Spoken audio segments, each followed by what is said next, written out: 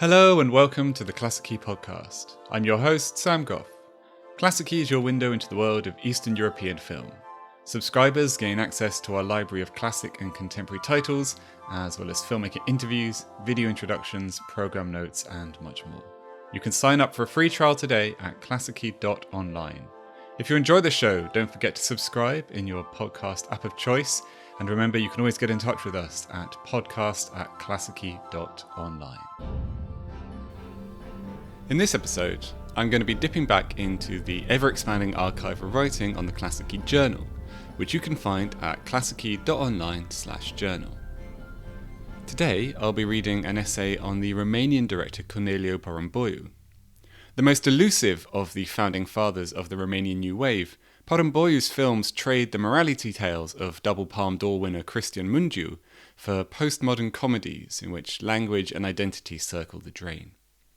Nowhere is this more apparent than in his crime dramas, Police Adjective and The Whistlers, where genre thrills undergo playful revisions to the point of absurdity.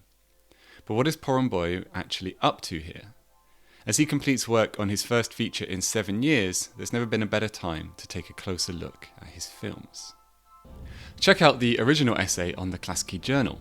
Subscribers can watch Porumboiu's gangster film The Whistlers on the site now, until the 13th of August only, so don't miss out, and the links for those are in the show description.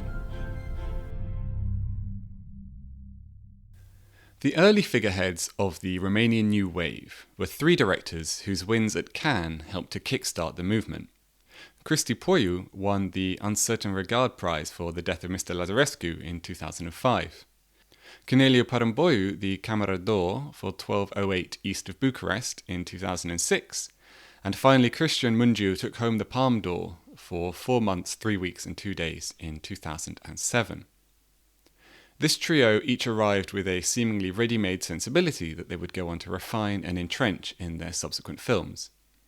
Mungiu was the austere moralist, uncompromising in his dissection of Romania's post-communist degradations, for example in 2012's Beyond the Hills or 2016's Graduation. Puiu explored social alienation at an intellectual remove in increasingly lengthy character studies like 2010's Aurora. And then there was Porumboiu, the funniest and the driest of the trio, whose talkative comedy dramas provided a discursive and genre-informed take on his country's social ills.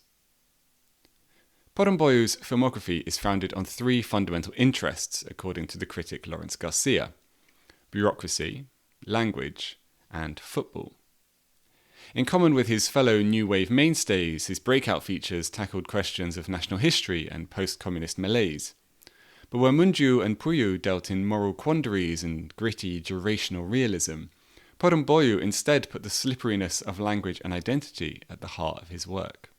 In 1208 East of Bucharest, a local TV station's attempts to celebrate the revolution that overthrew communist leader Nicolae Ceausescu descend into rhetorical farce as the hosts become mired in a semantic debate about whether certain historical events occurred at all. Elsewhere, Porumboiu populated his films with hangdog everymen lost in discursive mazes of their own making. See, for instance, the local bureaucrat with a utopian take on the rules of the beautiful game in his 2018 film Infinite Football, or the desperate debtor dad of The Treasure from 2015. But it is in the director's 2 police films, separated by a decade, that his fixation on linguistic games and the seductive pleasures of genre film work are at their most charged and captivating. In retrospect, Porumboiu's decision to follow the critical success of 1208 East of Bucharest with the downbeat ambiguity of 2009's Police Adjective seems like another one of his trademark jokes. Shot, like its predecessor in Porumboiu's native Vaslui, by veteran New Wave cinematographer Marius Pandoru, the film uses the framework of a police procedural to deconstruct the notion of liberal democratic justice from within. Dragos Bucur plays Cristi, a young plainclothes officer tasked with trailing some weed-smoking schoolkids in the hopes of making a meaningful arrest. In purposefully drawn-out stretches of almost documentary tedium, we follow Cristi's painstaking surveillance through run-down streets. Dramatic tension arises only when our protagonist declines to arrest them for such a trivial crime and on the basis of dubious evidence. At which point, enter Captain Angalake, played to blunt perfection by New Wave stalwart Vlad Ivanov. The fate of Christie's teenage miscreants, he reminds his young charge, is not a question of personal intuition, but of rigid legal definitions. To force his point home, he turns Christie into schoolchild himself, having him look up the words conscience, law, and moral in a dictionary. Replacing the standard payoff of the crime drama, a shootout, say, or a high-octane chase sequence, with an office argument about linguistics is pure Porumboiu. It's a deadpan deconstruction of genre tropes that has also been meticulously set up over the preceding 100 minutes or so. We are grounded in the concrete reality of Christie's work on the streets in order to make this late swerve into metaphysics more revealing. As Captain Angalake tells his bemused staff, what we are doing here is dialectics. In the process, Christie's own pragmatic attitude towards language is turned against him. It's a character trait that we've already seen play out in his relationship with his girlfriend Anca, played by Irina Saulescu. First, when he complains that the cheesy poetry of her favourite pop song is nonsensical, and second, when she highlights a grammatical error in one of his reports. Law and order in Police Adjective are downstream from pedantry and casuistry. Porumboiu's return to the world of cops and robbers after 10 years, 2019's The Whistlers, is both a continuation and a departure from his earlier work. As an unofficial and often quite tenuous sequel to Police Adjective, the film doubles down on Porumboiu's fascination with language and the intersection of criminality and semantics, while upending our assumptions about his filmmaking philosophy. That he has not completed a feature since is telling, although he has now finally entered post-production on a new feature titled The Costume. Where Police Adjective turned the crime film inside out with its deliberate tedium, The Whistlers leans into the thrills and spills of the genre, telling a twisted tale of international intrigue, femme fatale, and triple-crossing fake-outs in bright primary colours. But this turn towards the conventional belies Porumboiu's reliably conceptual take on all the gunslinging and seduction. Vlad Ivanov is back as Christie, implied to be the same Captain Angalake of Police Adjective, although confusingly bearing the first name of that earlier film's protagonist. Anyway, 10 years on, and a number of promotions later, he has traded Vaslui for the capital of Bucharest and a pedantic attachment to the letter of the law for outright corruption. The arrest of the weed-smoking teen in Police Adjective is repurposed here as a villain origin story. The kid in question, Zolt, pinned the crime on his brother, who then committed suicide in prison. Perhaps as a result of his part in this miscarriage of justice, Christie has lost his way, reduced to taking bribes from the gangsters whose drug smuggling and money laundering operations he is meant to be investigating. Zolt, meanwhile, has become a menacing, crooked businessman. The walls are already closing in on Christie.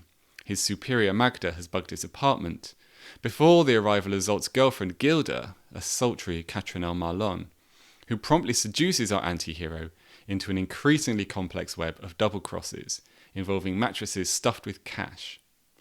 Christie finds himself on the Canary Island of Gomera, home turf of big boss Paco, where he must learn El Silbo, a traditional tribal language unique to the island that consists entirely of whistles.